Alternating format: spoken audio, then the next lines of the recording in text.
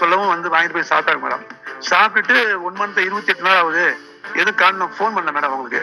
Phone தம்பி விஸ்வமா அம்மா இப்போ எப்படி இருக்காங்க பாட்டிமான்னு கேட்டதுக்கு, சார் நல்லா இருக்கிறாங்க சார், நடக்கிறாங்கன்னு எனக்கே ரொம்ப ஆச்சரியமா போச்சு மேடம்.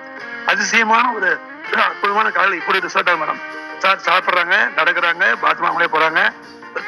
ஒரே ஒரு பாக்கெட் தான் சார் இருக்குது, இந்த பாக்கெட் முடிஞ்சு நானே மட்டும் வருவோம் சார்னு சொன்னாங்க மேடம்.